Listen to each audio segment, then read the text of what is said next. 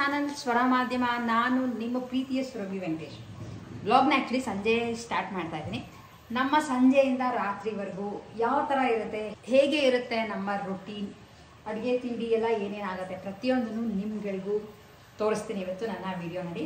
ಸದ್ಯಕ್ಕೆ ಸಂಜೆ almost 5 o'clock ಹಂಗೆ ಕಾಫಿ ಕುಡ್ಕೊಂಡು ವಾಕಿಂಗ್ ಹೋಗಿ ಬಂದೆ. 1.5 ಗಂಟೆ ಕಾಲದಷ್ಟು ವಾಕಿಂಗ್ ಹೋಗ್ತೀನಿ. ಸೊ ಆಲ್ಮೋಸ್ಟ್ ಒಂದ್ಸಲ ವಾಕ್ ಹೋದಾಗ 10,000 ಸ್ಟೆಪ್ಸ್ ಕವರ್ ಮಾಡಿರ್ತೀನಿ. ಸೊ ಅದು ಟ್ರ್ಯಾಕ್ ಮಾಡ್ಕೋತಾ ಇರ್ತೀನಿ. ಆ್ಯಂಡ್ ಸ್ವಲ್ಪ ವೆಯ್ಟ್ ಲಾಸ್ ಕೂಡ ಆಗಿದೆ. ಸೊ ಎಲ್ಲನೂ ವರ್ಕ್ ಆಗ್ತಿದೆ ಅಂತ ಅನಿಸ್ತಾ ಇದೆ. ವಾಕಿಂಗ್ ಆಗಿರ್ಬೋದು ಆ್ಯಂಡ್ ನಮ್ಮ ಲೈಫ್ ಸ್ಟೈಲ್ ಚೇಂಜ್ ಆಗಿರ್ಬೋದು, ಪ್ರತಿಯೊಂದು ವರ್ಕ್ ಆಗ್ತಿದೆ ಅಂತ ನನಗೆ ಅನಿಸುತ್ತೆ.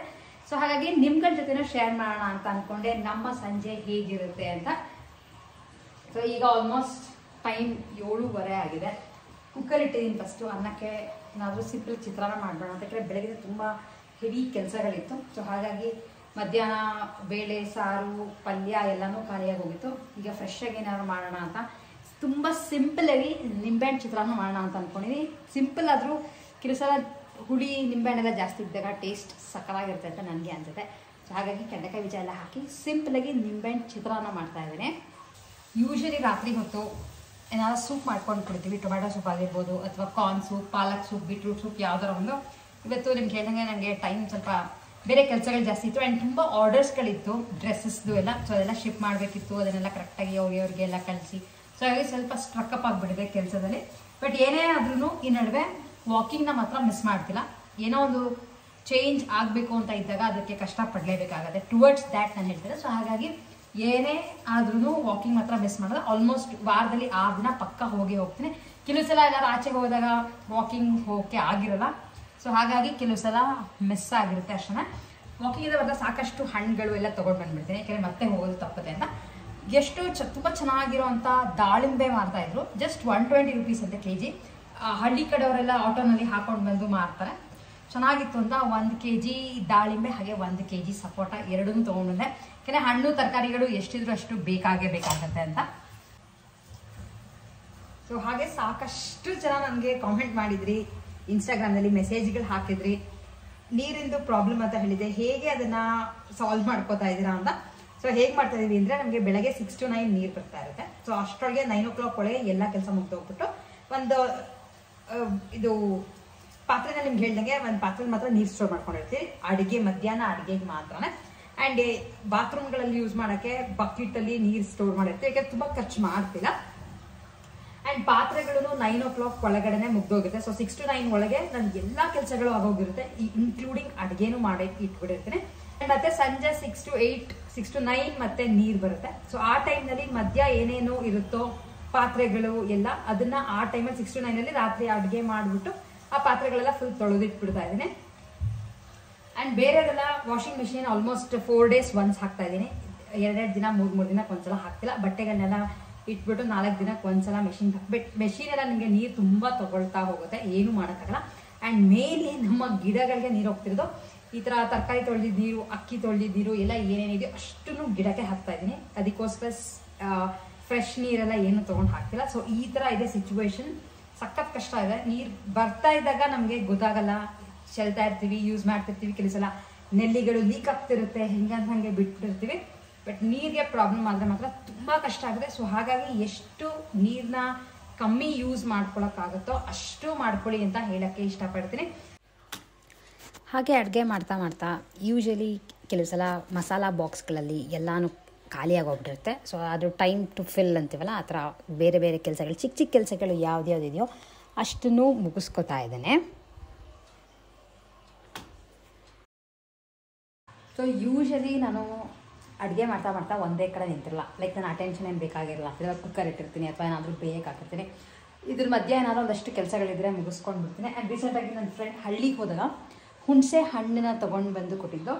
ಆ್ಯಕ್ಚುಲಿ ತುಂಬ ಚೆನ್ನಾಗಿದೆ. ಸ್ವಲ್ಪ ಇವಾಗ ಬಿಸಿಲು ಇರೋದ್ರಿಂದ ಬಿಸಿಲಲ್ಲಿ ಹಾಕಿಬಿಟ್ರೆ, ಪೋರ್ಸಲೆನ್ ಡಬ್ಬಿಗಳಲ್ಲಿ ಹಾಕಿಟ್ಕೊಂಡ್ಬಿಟ್ರೆ ಕೆಡಲ್ಲ ಅಂತ ಇದನ್ನು ಈಗ ಬಿಸಿಲಲ್ಲಿ ಮೊನ್ನೆ ಇಸ್ಕೊಂಡು ಬಂದೆ. ಸೊ ಇದನ್ನು ಬಿಸಿಲಲ್ಲಿ ಹಾಕೋಕ್ಕೆ ಅಂತ ತೆಗೆದುಬಿಟ್ಟು ರೆಡಿ ಮಾಡಿರ್ತೀನಿ.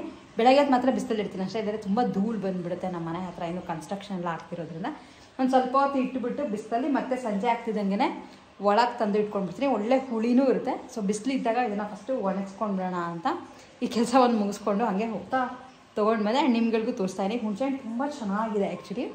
ಏನು ಕಾಸ್ಟ್ಲಿ ಅವಳು ತೊಗೊಂಡು ಬಂದು ಅನ್ನೋದು ನನಗೂ ಗೊತ್ತಿಲ್ಲ. ರಿಯೋ ಅಲ್ಲಿ ಅವಳು ಕಾಯ್ತಾ ಕೂತಿದ್ದಾಳೆ ತಿಂಡಿಗೆ. ಇವಾಗ ಚಪಾತಿ ಮಾಡಬೇಕು, ಅದಕ್ಕೋಸ್ಕರ ಫುಲ್ ವೇಟಿಂಗ್. ಅಡುಗೆ ಮನೆ ಹತ್ರ ಬಂದು ಕಾಯ್ತಾ ಕೂತಿದ್ದಾಳೆ ರಿಯೋ. ಸೊ ಇದ್ರ ಜೊತೆ ಪ್ಯಾರ್ಲಲ್ಲಿ ಕೊಬ್ಬರಿನ ಹೆಚ್ಚಿಟ್ಕೋತಾ ಇದ್ದೀನಿ. ಏನಕ್ಕೆ ಅಂತಂದರೆ ಕೂದಲಿಗೆ ಹಚ್ಕೊಳ್ಳೋಕ್ಕೆ ಎಣ್ಣೆ ಬೇಕಿತ್ತು, ಖಾಲಿಯಾಗಿ ಹೋಗಿದೆ. ಆ್ಯಂಡ್ ನನಗೆ ಕೆಲವರು ಕಾಮೆಂಟ್ ಮಾಡಿ ಹೇಳಿದರು ಈ ಥರ ಚಿಪ್ಸ್ ಸ್ಲೈಸರಲ್ಲಿ ಟ್ರೈ ಮಾಡಿ ಅಂತ. ಸೊ ಅದನ್ನು ಟ್ರೈ ಮಾಡಿದ್ದೀನಿ. ಆ್ಯಕ್ಚುಲಿ ನಿಮ್ಗೆ ಗೊತ್ತಾಗ್ಬೋದು ಉದ್ದುದ್ದಕ್ಕೆ ಬಂದಿದೆ. ಸೊ ಹಾಗಾಗಿ ಎಣ್ಣೆಗೆ ಅಂತ ಅಂದರೆ ಕೊಬ್ಬರಿ ಎಣ್ಣೆ ತಲೆಗೆ ಹಚ್ಕೊಳ್ಳೋಕ್ಕೆ ಅಂತ ರೆಡಿ ಮಾಡ್ಕೊತಾ ಇದ್ದೀನಿ.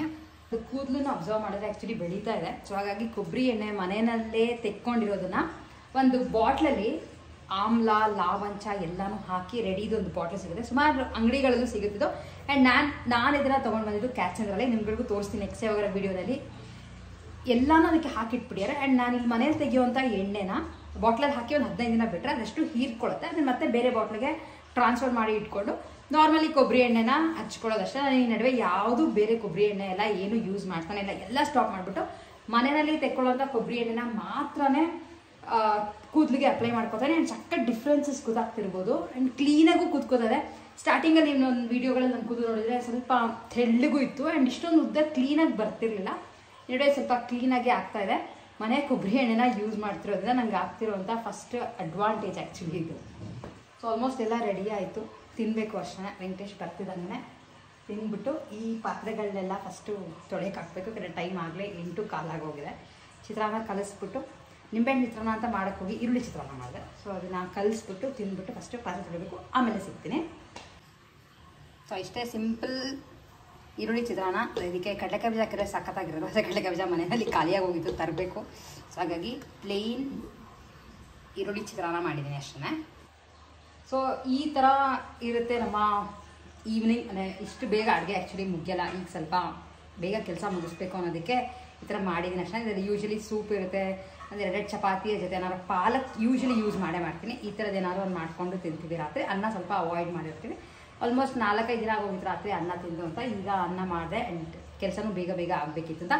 ಹಾಗೆ ತುಂಬ ಜನ ಕೇಳ್ತಾ ಇದ್ರಿ, ನೀವು ಇಲ್ಲಿ ಅಪ್ಡೇಟ್ ಮಾಡ್ತೀರಾ ನಾನು ತರಿಸೋವಂಥ ಕುರ್ತಾಸ್ ಎಲ್ಲ ಅಂತ.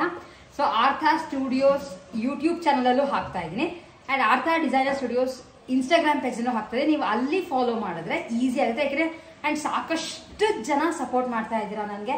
ಎಷ್ಟೊಂದು ಆರ್ಡರ್ಗಳು ಕೊಡ್ತಾ ಇದ್ದೀರಾ. ಆ್ಯಂಡ್ ಚೆನ್ನಾಗಿದೆ ಅಂತ ಹೇಳ್ತಾ ಇದ್ದೀರಾ. ಬೇರೆ ಸೈಜ್ ಬೇಕು ಅಂತ ಕೇಳ್ತಾ ಇದ್ದೀರಾ. ಪ್ರತಿಯೊಂದೂ ನಿಮ್ಗಳಿಗೂ ತರಿಸಿ ಹಾಕ್ತಾ ಇರ್ತೀನಿ. ಆ್ಯಂಡ್ ಇಲ್ಲಿ ನಾನು ಯಾವುದನ್ನು ಹಾಕ್ತೀರಾ, ಈ ಸ್ವರ ಮಾಧ್ಯಮ ಚಾನಲ್ನಲ್ಲಿ ನನ್ನ ಯಾವ ತರಿಸ್ತಾ ಇರೋದು ಹಾಕ್ತೀರಾ. ಆರ್ಥಾ ಸ್ಟುಡಿಯೋಸ್ ಕೆಳಗಡೆ ಲಿಂಕ್ ಹಾಕಿರ್ತೀನಿ ಡಿಸ್ಕ್ರಿಪ್ಷನ್ ಬಾಕ್ಸ್ನಲ್ಲಿ. ಆರ್ಥಾ ಸ್ಟುಡಿಯೋಸ್ ಯೂಟ್ಯೂಬ್ ಚಾನಲ್, ಹಾಗೆ ಆರ್ಥಾ ಡಿಸೈನರ್ ಸ್ಟುಡಿಯೋಸ್ ಇನ್ಸ್ಟಾಗ್ರಾಮ್ನಲ್ಲಿರುವಂಥ ಒಂದು ಚಾನಲ್ನ ನೀವು ಫಾಲೋ ಮಾಡಿದ್ರೆ ಅಲ್ಲಿ ನಿಮಗೆ ಡೈಲಿ ಅಪ್ಡೇಟ್ ಆಗ್ತಿರುತ್ತೆ. ನನಗೆ ಬರೋವಂಥ ಕುರ್ತಾಸ್ ಆಗಿರ್ಬೋದು ಎಲ್ಲದರದ್ದು ಸ್ಟಾಕ್. ಸೊ ಹಾಗಾಗಿ ನಾನು ಇಲ್ಲಿ ಯಾವುದನ್ನು ಅಪ್ಡೇಟ್ ಮಾಡ್ತಿಲ್ಲ ಸದ್ಯಕ್ಕೆ. ಸೊ ಆಲ್ಮೋಸ್ಟ್ ಇಷ್ಟು ನಮ್ಮ ಈವ್ನಿಂಗ್ ವ್ಲಾಗ್ ಆಗಿರುತ್ತೆ. ಆ್ಯಂಡ್ ನಾನು ಯೂಶ್ವಲಿ ಬೆಳಗ್ಗೆಗೆ ಪಾತ್ರೆಗಳನ್ನ ಇಡೋಕ್ಕೆ ಹೋಗಲ್ಲ. ರಾತ್ರಿನೇ ಎಲ್ಲ ತೊಳೆದು ಕಟ್ಟೆನ ಕ್ಲೀನ್ ಮಾಡಿ ಇಟ್ಕೊಂಡಿದ್ದೀನಿ. ಸೊ ನಾನು 10 ನಿಮಿಷದಲ್ಲಿ ಎಲ್ಲ ಕೆಲಸನ ಹೋಗುತ್ತೆ ಊಟ ಆಗ್ತಿದ್ದಂಗೆ. ಸೊ ಆಲ್ಮೋಸ್ಟ್ 9 o'clock ಅಷ್ಟೊತ್ತಿಗೆ ಎಲ್ಲನೂ ರ್ಯಾಪ್ ಆಗೋಗುತ್ತೆ. ಮತ್ತು ಅಡುಗೆ ಮೇಲೆ ಲೈಟ್ ಹಾಕೋಕ್ಕೆ ಹೋಗಲ್ಲ. ಅಂದರೆ ಬೇರೆ ಏನೇನು ತಿನ್ನೋದು ಎಲ್ಲ 9 ಗಂಟೆ ಮೇಲೆ ಮಾಡ್ತೀರಾ. ಯಾಕೆಂದರೆ ಸ್ವಲ್ಪ ಹೆಲ್ತಿ ಲೈಫ್ ಸ್ಟೈಲ್ನ ಫಾಲೋ ಮಾಡ್ತಾ ಇದ್ದೀವಿ ಅಂತ. ಬೇಗ ಊಟ ಆಗೋಗುತ್ತೆ. ಕೆಲಸೆಲ್ಲ 8-8:30 ಆಗೋಗುತ್ತೆ. ಬಟ್ ವೆಂಕಟೇಶ್ ಬೇಗ ಬರ್ದಿಲ್ಲ ಅಂದರೆ ಸ್ವಲ್ಪ ಲೇಟ್ ಆಗುತ್ತೆ ಅಷ್ಟೇ. ಬೇರೆ ಏನಾದ್ರು ಮೀಟಿಂಗ್ ಇತ್ತು, ಬೇರೆ ಏನಾದ್ರು ಕೆಲಸ ಇರುತ್ತೆ, ಲೇಟ್ ಆಗುತ್ತೆ ಅಷ್ಟೇ. ಆ್ಯಂಡ್ ಈ ತಿಂಗಳಲ್ಲಿ ನನ್ನ ಬರ್ಡೇ ಕೂಡ ಬರುತ್ತೆ, March 7th ನನ್ನ ಹುಟ್ಟಿದಬ್ಬ. ಸೊ ಏನಾದರೂ ತೊಗೊಳ್ಳೋಣ ಅಂತ ಅನ್ಕೋತಾ ಇದ್ದೀನಿ. ಗೋಲ್ಡ್ ಎಲ್ಲ ನಾನು ಅಷ್ಟೊಂದೆಲ್ಲ ಗೋಲ್ಡ್ ತುಂಬ ವೇರ್ ಮಾಡಲ್ಲ. ಆ್ಯಂಡ್ ನಾನು ತುಂಬ ಗೋಲ್ಡಿ ಪರ್ಸನ್ ಅಲ್ಲ. ಸೊ ಹಾಗಾಗಿ ನಾನು ಗೋಲ್ಡ್ ಏನು ತೊಗೊಳ್ಳೋ ಪ್ಲಾನ್ ಇಲ್ಲ. ನೋಡೋಣ, ಏನಾದರೂ ಯೋಚನೆ ಮಾಡ್ತಾ ಇದ್ದೀನಿ ತೊಗೊಳ್ಳೋಣ ಅಂತ. ಮತ್ತೆ ಬೇಕು ಅಂದರೆ ಮತ್ತೆ ಸಿಗೋದು ಸೀರೆ ಇಂಥವಷ್ಟೇ ಸಿಗುತ್ತೆ. ಸೊ ಗೊತ್ತಿಲ್ಲ ಏನು ತೊಗೊಳ್ತೀನಿ ಅಂತ, ನೋಡೋಣ. ಸೊ ಬೈ ಚಾನ್ಸ್ ಏನಾರ ತೊಗೊಂಡ್ರೆ ನಿಮ್ಗಳಿಗೂ ತೋರಿಸ್ತೀನಿ ಏನು ತೊಗೊಳ್ಳೋಣ ಅಂತ. ಇನ್ನೂ ಯೋಚನೆ ಮಾಡ್ತಾ ಇದ್ದೀನಿ, ನೋಡೋಣ ಅಂತ. ಏನಾದರೂ ಸ್ವಲ್ಪ ಡಿಫ್ರೆಂಟಾಗಿರೋ ತೊಗೊಳ್ಳೋಣ ಅಂತ ಅಂದ್ಕೊಂಡಿದ್ದೀನಿ. ಬೇರೆ ಅದು ಸ್ವಲ್ಪ ನನ್ನ ಹತ್ರ ಇದ್ದಿರೋ ಥರ ಸೀರೆನೋ ಏನಾದರೂ ಅಂದ್ಕೋತಾ ಇದ್ದೀನಿ. ಸೊ ಇನ್ನೂ ಗೊತ್ತಿಲ್ಲ. ತೊಗೊಂಡು ಬಂದರೆ ಖಂಡಿತ ನಿಮ್ಗಳಿಗೂ ತೋರಿಸ್ತೀನಿ. ಆ್ಯಂಡ್ ನೀವು ಏನಾದ್ರು ಐಡಿಯಾ ಇದ್ದರೆ ಕೊಡಿ, ನಾನು ಏನು ತೊಗೋಬೋದು ಅಂತ. ಆ್ಯಂಡ್ ತುಂಬ ತೀರ 40,000 50,000 ಈ ಥರ ಖರ್ಚು ಮಾಡಲ್ಲ ನಾನು. ಸುಮ್ಮನೆ ನನ್ನ ಬರ್ಡೇಗೋಸ್ಕರ ಅವೆಲ್ಲ ನಾನು ಮಾಡಲ್ಲ. ಸೊ ಸಿಂಪಲಾಗಿ ಏನಾದ್ರು ಒಂದು ತೊಗೊಳ್ಳೋಣ ಅಂತ ಅಂದ್ಕೊಂಡಿದ್ದೀನಿ ಅಷ್ಟೇ, ದುಡ್ಡು ಇಟ್ಕೊಂಡಿದ್ದೀನಿ ಅಂತ. ಆ್ಯಂಡ್ ಇಷ್ಟು ನಮ್ಮ ಈವ್ನಿಂಗ್ ವ್ಲಾಗ್ ಆಗಿತ್ತು. ನಿಮ್ಗಳದ್ದು ಹೇಗಿರುತ್ತೆ ಅನ್ನೋದನ್ನು ನನಗೆ ಕಾಮೆಂಟ್ ಮಾಡಿ ತಿಳಿಸಿ. ವಿಡಿಯೋ ಇಷ್ಟ ಆಗಿದ್ರೆ ವಿಡಿಯೋನ ಲೈಕ್ ಮಾಡಿ, ಹಾಗೆ ನಿಮ್ಮ ಫ್ರೆಂಡ್ಸ್ ಆ್ಯಂಡ್ ಫ್ಯಾಮಿಲಿ ಜೊತೆ ಶೇರ್ ಮಾಡಿ. ಇನ್ನು ಯಾರ್ಯಾರು ನಮ್ಮ ಚಾನಲ್ ಸ್ವರ ಮಾಧ್ಯಮನ ಸಬ್ಸ್ಕ್ರೈಬ್ ಮಾಡಿದಾಗ ನೋಡ್ತಿದ್ರು ಫಸ್ಟ್ ಹೋಗಿ ಸಬ್ಸ್ಕ್ರೈಬ್ ಮಾಡಿ, ಪಕ್ಕದ ಒಂದು ಬೆಲ್ ಐಕಾನ್ ಪ್ರೆಸ್ ಮಾಡಿದ್ರೆ ಯಾವುದೇ ನಾವು ವಿಡಿಯೋಗಳು ಹಾಕಿದ್ರು ನಿಮ್ಗೆ ನೋಟಿಫಿಕೇಶನ್ಸ್ ಬರುತ್ತೆ ಆ್ಯಂಡ್ ನೀವು ವಿಡಿಯೋಗಳನ್ನ ನೋಡ್ಬೋದು ಅಂತ ಹೇಳ್ತಾ ಇವತ್ತಿನ ನಮ್ಮ ಈವ್ನಿಂಗ್ ವಿಲಾಗ್ನ ಮುಗಿಸ್ತಾ ಇದ್ದೀನಿ. ನೆಕ್ಸ್ಟ್ ವಿಡಿಯೋಲಿ ಮತ್ತೆ ನಿಮ್ಮೆಲ್ಲರನ್ನೂ ಮೀಟ್ ಮಾಡ್ತೀನಿ. ಅಲ್ಲಿವರೆಗೂ take care and bye bye.